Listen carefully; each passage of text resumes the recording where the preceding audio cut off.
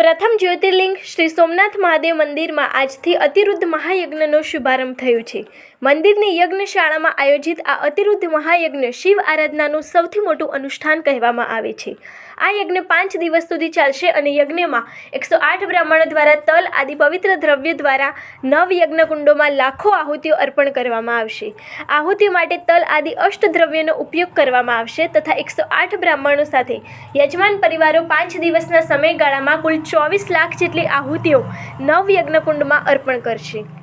અતિરુદ્ધ યજ્ઞ આયોજન શિવ કૃપા પ્રસાદ પ્રાપ્તિ અર્થે ભક્તો કરતા હોય છે।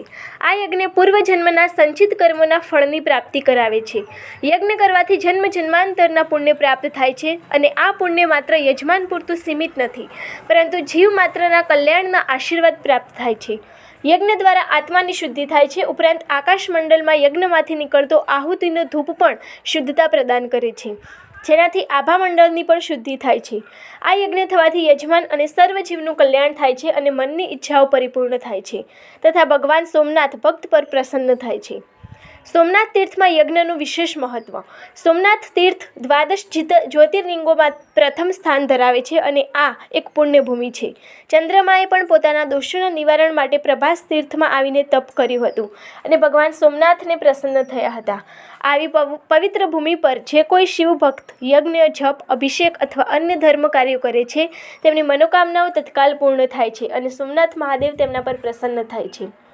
અતિરુદ્ધ યજ્ઞ કરવો એ એક મહાન પુણ્ય આપનારું કાર્ય છે, પરંતુ જ્યારે યજ્ઞ થતો હોય ત્યારે તેના માત્ર દર્શન કરવાથી પણ મોટું પુણ્ય અર્જિત થાય છે।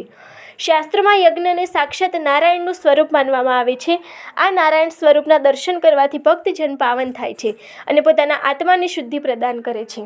શ્રી સોમનાથ ટ્રસ્ટ મહાદેવના દર્શને આવનાર પ્રત્યેક ભક્તોને આ અતિ પાવન પુણ્યદાયી યજ્ઞના દર્શનનો લાભ લેવા આમંત્રિત કરે છે। મારું નામ પિયુષ જાની છે। અમે કેન્યા આફ્રિકા દેશમાંથી આવીએ છીએ। નાઇરોબી ડેર રહીએ છીએ। અમારો પૂરો પરિવાર જાની પરિવાર ઉપમન્યુ ગોત્ર છે અમારું, અને મારા પુત્રને પ્રેરણા થઈ અતિરુદ્ર યજ્ઞ કે જે પવિત્રમાં પવિત્ર સોમનાથ તીર્થ સ્થાન છે ત્યાં પ્રેરણા મળી, તો સહકુટુંબ બધા પરિવાર સાથે આવ્યા છીએ અને યજ્ઞનો આનંદ માણી રહ્યા। જય સોમનાથ, તન્મે મનઃ શિવ સંકલ્પમસ્તુ। આજથી સોમનાથ મહાદેવ જ્યોતિર્લિંગમાં અતિરુદ્રનો પ્રારંભ થઈ રહ્યો છે, જેમાં 5 દિવસનો આ યજ્ઞનો કાર્યક્રમ રહેશે અને આજથી 108 બ્રાહ્મણો દ્વારા તિલાદી અષ્ટદ્રવ્યથી આ યજ્ઞની આહુતિ આપવામાં આવે છે, જેમાં 24 લાખ જેટલી આહુતિઓ આ યજ્ઞમાં બ્રાહ્મણો દ્વારા દેવામાં આવશે અને આ યજ્ઞથી પૂર્વજન્મના સંચિત કર્મના ફળના પ્રાપ્તિ માટે આ યજ્ઞ થાય છે અને આ યજ્ઞ કરવાથી અનેક જન્મોના પુણ્ય પ્રાપ્ત થાય છે।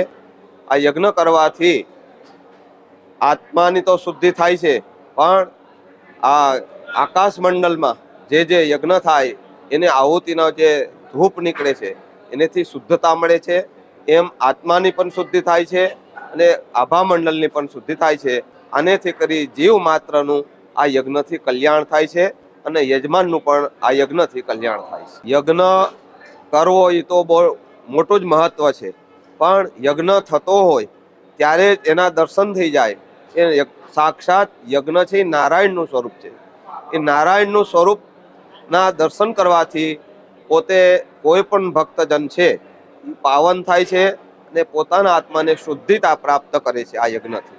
સોમનાથ તીર્થ 12 જ્યોતિર્લિંગમાં પ્રથમ સ્થાન છે અને ચંદ્રમાએ પણ પોતાના દોષના નિવારણ માટે કરી પ્રભાસમાં આવી અનેક વર્ષો સુધી જેમને તપ કરી ને ભગવાન સોમનાથને પ્રસન્ન કર્યા, એવી આ પુણ્ય ભૂમિ ઉપર જે કોઈ શિવ ભક્ત યજ્ઞ કરે છે, જપ કરે છે, અભિષેક કરે છે, અનેક ધર્મ કાર્યો કરે છે, એને તાત્કાલિક પોતાના મનની ઈચ્છાઓ પરિપૂર્ણ થાય અને સોમનાથ એની માથે પ્રસન્ન થાય।